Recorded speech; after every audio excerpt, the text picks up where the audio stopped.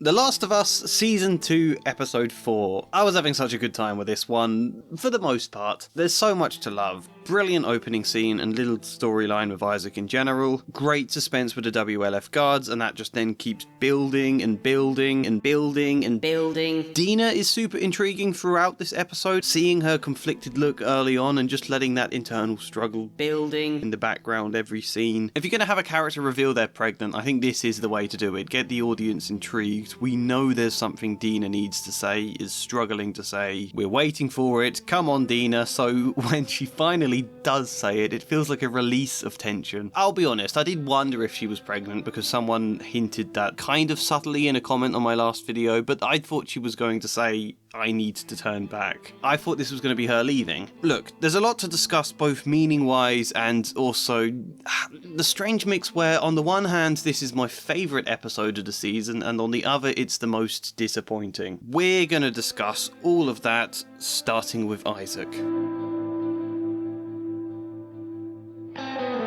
I gotta be honest, I think in general both these seasons it's the flashback scenes or these like cutaway scenes to other little mini storylines where the direction of the show is at its absolute strongest because you get to deliver something in such a concise, succinct way that it packs a real punch. A bunch of Fedra soldiers joking around with what feels like not necessarily the leader in the rank, but socially the focus is on this guy set against this young lad who's trying to keep up, laughing when he doesn't quite follow. Then he questions the terminology of voters and the silence, you think has he said the wrong thing?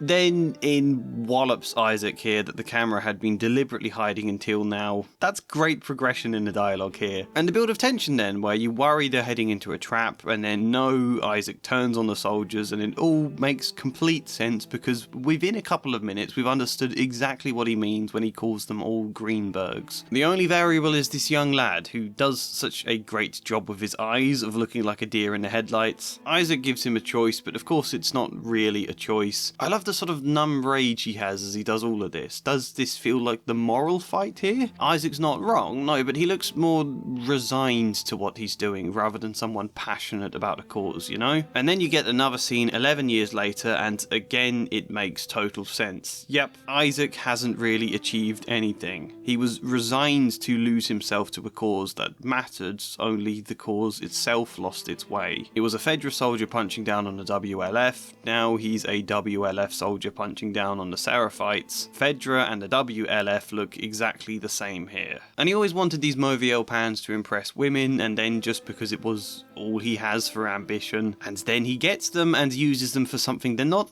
even that effective at. Of course, this means it doesn't retain heat the way cast iron does, which of the two makes copper the inferior choice for interrogation. This isn't what you were made for either, Isaac. Finishing on a shot of this same guy who I thought they'd cast at first just because his eyes naturally had this sort of look to them, but this time his eyes are so worn. The fact he can look so different in these two shots I think is just a brilliant piece of acting in its own right. And, okay, obviously this is just a nice little idea, the cycle of revenge, or of war, we could say. Two sides who just keep on fighting until they forget why they were fighting or who started it or anything. Both the WLF and the Seraphites argue the other side broke some truce. Who knows what happened, who even cares? There comes to a point where there's so much death on both sides and so many feel so aggrieved that they just have to keep on going, partly out of revenge, but partly out of desperation to make all of that death mean something. Isaac insists the Seraphites are animals because they arm children. The Seraphite insists the WLF are animals because they shoot children. The idea is a nice one, nothing massively deep, no, but when you've got such succinct scenes with so much tension and conflict packed into such small space, it doesn't matter. It works brilliantly. The terrible sense of dread as well when you're waiting to see who Isaac is talking to in the second scene, and then you see it. This of course all has two other purposes as well. It's setting up everything about Isaac as a character who, based on the fact he's still very active in Seattle, I imagine his story is going to merge with Ellie's at some point, that he might be an antagonist for this season as a whole. If so, he's been set up in a very menacing way that I think will help him carry a great deal of threat. I suppose we can even say in the same sense that the world of Seattle has been set up very effectively, but also it's that this is of course a microcosm to foreshadow or to express the themes of the wider story itself. Ellie and Abby's own cycle of revenge. Here is a little story to tell you basically the same thing. I like that a lot. However, I do have a concern here, and it's, will the wider story be able to take it further than this idea? People getting lost within revenge is clearly the core of this story now, but I also hope we see more to it this season. Because, you know, the town hall scene last episode also gave us this same kind of microcosm to do with revenge and what it costs and set against forgiveness. Also the more interesting angle, I think, there of deterrent. Seth's argument that they need to fight back either to literally deter them from coming back or just to feel safe, to feel like you've done something that can reassure you of your own strength again at a time where they might be feeling insecure. I think that's mainly his argument, and it would be fun to explore that a bit further, to pick a few holes in it. Either way, these are quite a few hints about just a cycle of revenge, and so I think if the wider story with Ellie doesn't go beyond just that theme, it could start to feel a bit repetitive here. Which isn't really a criticism, because that's not the case yet, it's just a question, and it's actually one I think I even have an answer to. But we've barely discussed anything this episode apart from 2 small scenes, so let's move on to the big stuff. You gotta be shitting me.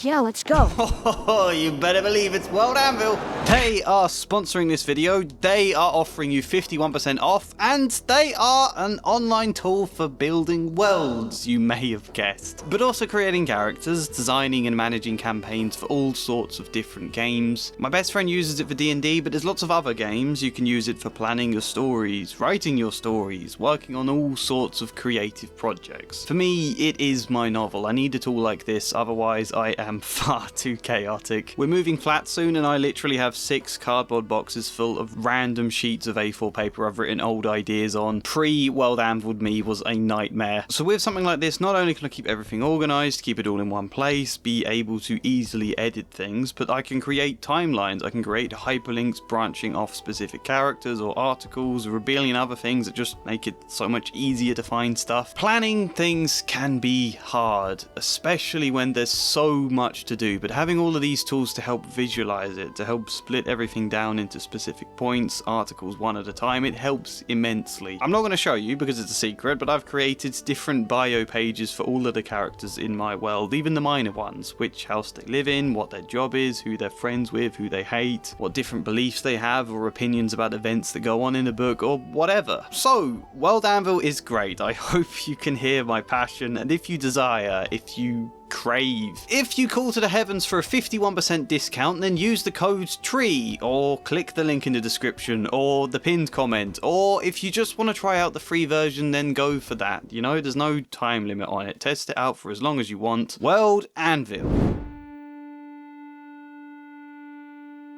The whole music shop scene got me. It's a great way to make sure Joel doesn't go forgotten, and I really hope Ellie comes back here to get this guitar and Shimmer. The whole time Shimmer's off screen, I'm going to be worrying.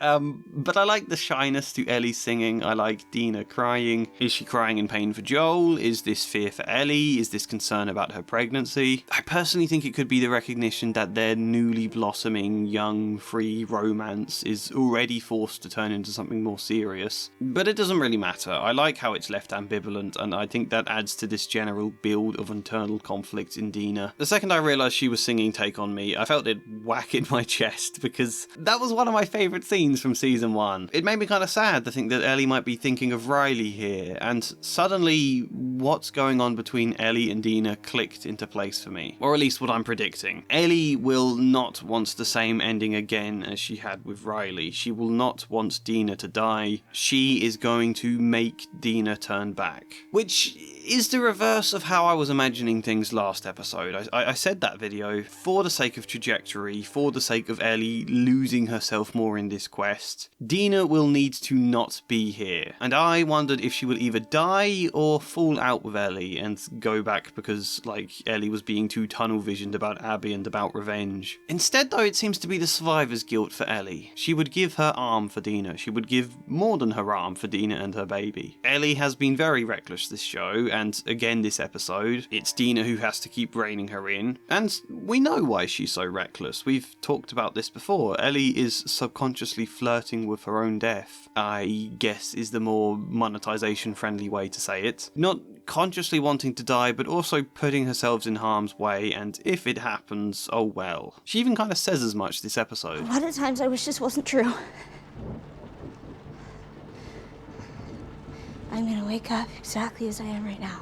Now, this is the extra flavour I was talking about wanting to the story. This is the answer to that question of can it go beyond the microcosm? Is Ellie's quest just about revenge, or is this a quest she's partly imagining or hoping that she won't return from? Is this an ending, a way out, now that her immunity can have no greater purpose? Ellie won't want that same ending for Dina, for which Dina will need to leave, but crucially, the bit I don't think Ellie has fully grasped yet, Dina might also be the reason to come back, to live, to not make this a one-way journey. And I think that's now the conflict that might be developing. The journey forwards to an inevitable and total conclusion, or one backwards, from which other journeys can then be taken. I like this a lot. I think it's so much more interesting than straight up revenge. Dina holds Ellie's hand and says they'll stay together for this, and I think she means that right now, but Ellie won't. All it will take is something big happening, and that will change. But this is also, perhaps unfairly, I think why this episode feels a little bit disappointing. Structurally, we had a lot of fret built up last episode, a lot of dread going into this one, and then we get to Seattle and it's deadly, and Ellie has to take a bite to save Dina and then almost gets shot, and we've seen all sorts of gruesome death and torture this episode, and then we come out of it all with a pretty positive ending. The character's kind of unscathed, surprisingly romantic, and that is nice. I think there's a clear purpose to this. It works, I get the scene. But I also feel like, from a structural standpoint, where's the consequence to everything that just happened? To go through all of this danger, and the one point of consequence there could be, Ellie having to explain her immunity, that's all wrapped up pretty quickly and without any real emotional cost. I don't know how they could have done this differently, but I think that just inevitably means this episode feels slightly lacking in a conclusion. One we will no doubt get next episode when things really have the space to come to a head. But like, this is one downside to the TV medium, where you've only got an hour per episode and each of those episodes needs to have a solid arc in its own right. You can't rush more into this episode, but I also don't think it's the most fulfilling conclusion. It now again feels like a setup episode, and we've just had two of them in a row. I'd also have liked to see more change in Ellie and Dina's dynamic. Like, obviously they fall headfirst into romance now, that's a change, but I don't feel enough of them struggling with the weight beneath that. The romance and all of their perky quipping should feel kind of tragic for how Seattle is trying to tear at it. And there is some of that conflict, but it continues to just be as subtle and underlying as other episodes, where I feel like it needs to develop now. We need to see that struggle starting to surface. Things need to really explode in episode 5, alright? We need Isaac and Ellie clashing, we need to see what's gone on with Tommy, we need Dina to turn back and there to be some real consequence to everything. I don't think it's fair to criticise this episode for not having that. I don't think it would work if it did have that, but it also does make the ending feel slightly flat to me. I'd give it another 8 out of 10, but comment your thoughts. Let me know what you think. Like the video if you liked it, subscribe, maybe even support me on Patreon or buy me a coffee. Otherwise, hopefully see you next time. And as ever, a special thank you goes to Flying Spider, Kellyanne Davidson, Luke Orr, Michael Gallagher, Benry, Joshua C. Follier, and Chad Bramwell. Thank you.